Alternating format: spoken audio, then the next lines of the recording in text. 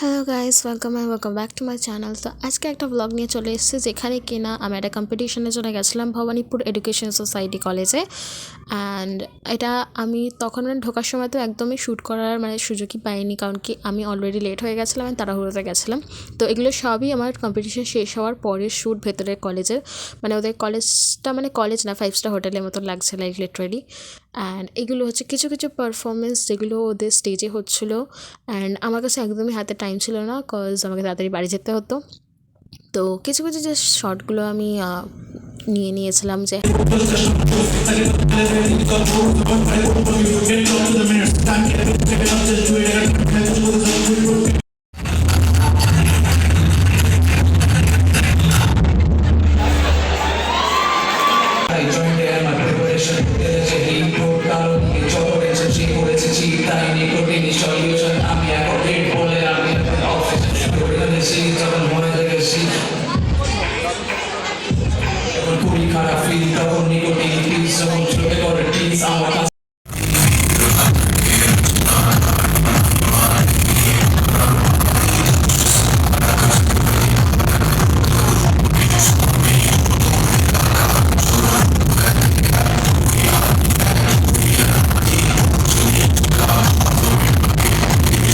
যদিও বা দুদিন গেছিলাম এই কলেজে, সেই কারণে এই যে এতগুলো শর্টই ক্লিপ তোমরা দেখলে, এটা দুদিনের ক্লিপ ছিল। ওকে, অ্যান্ড এটা ছিল বাইরে বেরোনোর যে রাস্তাটা, যেটা কিন্তু খুব সুন্দর লাগছিলো। ওদের কলেজের সামনে এই চার্চটাও রয়েছে, ওদের কলেজের সামনে নেতাজি ভবনও আছে, যেখানে আমার মা গেছিলো, বাট আমার তো টাইম হয়নি, তো যাইনি।